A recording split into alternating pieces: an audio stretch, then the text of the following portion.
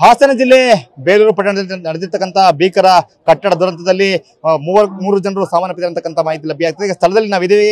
ಏನು ಬೇಲೂರು ಪಟ್ಟಣದಲ್ಲಿ ಇರ್ತಕ್ಕಂಥ ಶ್ರೀ ಚಕ್ರೇಶ್ವರ ಸ್ವಾಮಿ ದೇವಸ್ಥಾನದ ಮುಖ್ಯ ರಸ್ತೆಯಲ್ಲಿ ಇರ್ತಕ್ಕಂಥ ಒಂದು ಕಟ್ಟಡ ಮುಂಭಾಗ ಇದ್ದಂತ ಸಜ್ಜ ಕುಸ್ತಾಗಿರ್ತಕ್ಕಂಥ ನೋಡ್ತಾ ಇದ್ದೀವಿ. ಆ ಘಟನಾ ಸ್ಥಳದಲ್ಲಿ ನಾವಿದ್ದೀವಿ. ಏನು ಒಟ್ಟು 4 ಮಳಿಗೆಗಳಿದ್ದಾವೆ. ಆ ಮಳಿಗೆಗಳೆಲ್ಲವೂ ಕೂಡ ಕ್ಲೋಸ್ ಆಗಿದ್ದಾವೆ. ಅದು ಏನು ಒಂದಷ್ಟು ಕೋರ್ಟ್ ವಿವಾದದಿಂದಾಗಿ ಮಳಿಗೆಗಳು ಕ್ಲೋಸ್ ಆಗಿತ್ತು. ಅದ್ರ ಮುಂದೆ ಕೂತ್ಕೊಂಡು ಹಣ್ಣುಗಳನ್ನ ವ್ಯಾಪಾರ ಮಾಡ್ತೀವಿ. ನಾವು ನೋಡ್ತಾ ಇದೀವಿ, ಹಣ್ಣುಗಳೆಲ್ಲವೂ ಕೂಡ ಚೆಲ್ಲಾಪಲ್ಲಿ ಆಗಿದ್ದಾವೆ.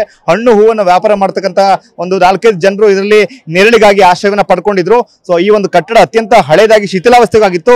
ಆ ಒಂದು ಕಟ್ಟಡ ಏಕಾಏಕಿಯಾಗಿ ಕುಸ್ತು ಬಿದ್ದು ಅದರಡಿಗೆ ಸಿಲುಕಿದ್ದಂತ ಸುಮಾರು ಈಗ ಬೇಲೂರು ತಾಲೂಕು ಆಸ್ಪತ್ರೆಯಲ್ಲಿ ಒಂದು ಮೃತದೇಹ ಇದೆ.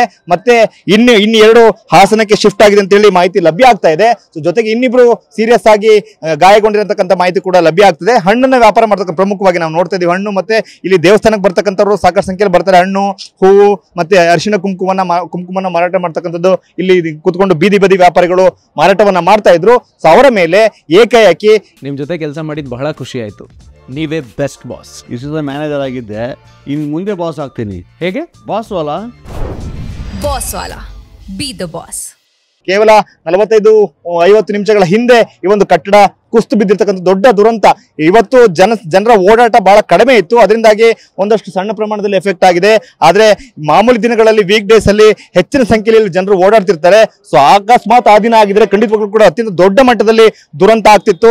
ನೋಡ್ತಾ ಇದೀವಿ ನಾವು ಇಲ್ಲಿ ತರಕಾರಿ ಕೂಡ ಇದೆ, ಹೂಗಳು ಕೂಡ ಇದೆ, ಹಣ್ಣುಗಳು ಕೂಡ ಇದೆ. ಅಂದ್ರೆ ಬೀದಿ ಬದಿಯಲ್ಲಿ ವ್ಯಾಪಾರ ಮಾಡ್ತಕ್ಕಂಥ ಅತ್ಯಂತ ಬಡ ವರ್ತಕರು ಇಲ್ಲಿ ಕೂತು ವ್ಯಾಪಾರ ಮಾಡ್ತಾ ಇದ್ರು.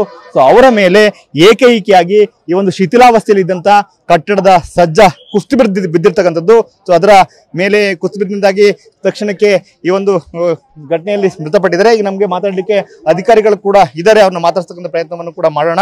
ಒಟ್ಟು ಈ ಒಂದು ದುರಂತದಲ್ಲಿ ಎಷ್ಟು ಜನ ಮೃತಪಟ್ಟಿರತಕ್ಕಂಥ ಮಾಹಿತಿಯನ್ನ ಅವ್ರಿಂದ ಪಡ್ಕೊಳ್ಳೋಣ. ಈಗ ಸ್ಥಳಕ್ಕೆ ಜಿಲ್ಲಾ ಪೊಲೀಸ್ ವರಿಷ್ಠಾಧಿಕಾರಿಗಳಾಗಿರ್ತಕ್ಕಂಥ ಮೊಹಮ್ಮದ್ ಸುಜಾತ್ ಅವರು ಕೂಡ ಬಂದಿದ್ದಾರೆ. ಬೇಲೂರಿನ ತಹಶೀಲ್ದಾರ್ ಆಗಿರ್ತಕ್ಕಂಥ ಮಮತಾ ಅವರು ಕೂಡ ಬಂದಿದ್ದಾರೆ. ಸ್ಥಳದಲ್ಲಿ ಪರಿಶೀಲನೆ ಕೂಡ ನಡೆಸ್ತಾ ಇದ್ದಾರೆ. ಅದೊಂದು ದೊಡ್ಡ ದುರಂತ ನಾವು ನೋಡ್ತಿದ್ವಿ. ಸಹಸ್ರಾರು ಸಂಖ್ಯೆಯಲ್ಲಿ ಜನರು ಒಂದು ರೀತಿ ಆತಂಕದಿಂದ ನೋಡ್ತಿದ್ದಾರೆ. ತಕ್ಷಣಕ್ಕೆ ಇನ್ನು ಸ್ಥಳೀಯಲ್ಲಿ ಇದ್ದಂತ ಅಧಿಕಾರಿಗಳು ರೆಸ್ಪಾನ್ಸ್ ಅನ್ನ ಮಾಡಿದ್ದಾರೆ.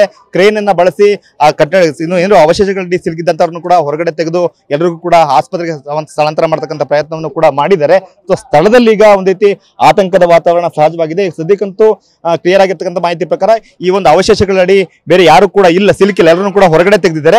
ಈಗ ಅಂದ್ರೆ 42 ವರ್ಷದ ಪುರುಷ ವ್ಯಕ್ತಿ ಮೃತದೇಹ ಬೇಲೂರಿನ ಪಟ್ಟಣದ ಆಸ್ಪತ್ರೆಯಲ್ಲಿ ಇದೆ. ಸೊ ಈ ಒಂದು ಘಟನಾ ಸ್ಥಳದಲ್ಲಿ ಈಗ ಒಂದು ರೀತಿ ಆತಂಕ ಮನೆ ಮಾಡಿದೆ. ಹಿರಿಯ ಅಧಿಕಾರಿಗಳು ಕೂಡ ಸ್ಥಳಕ್ಕೆ ಭೇಟಿ ಕೊಟ್ಟು ಈ ದುರಂತಕ್ಕೆ ಕಾರಣ ಏನು ಅಂತಕ್ಕಂಥ ಮಾಹಿತಿಯನ್ನು ಕೂಡ ಕಲೆ ಆಗ್ತಾ ಇದ್ದಾರೆ. ಕ್ಯಾಮರಾಮನ್ ಮಹೇಶ್ ಜೊತೆ ಮಂಜುನಾಥ್, KB, TV9 ಹಾಸನ.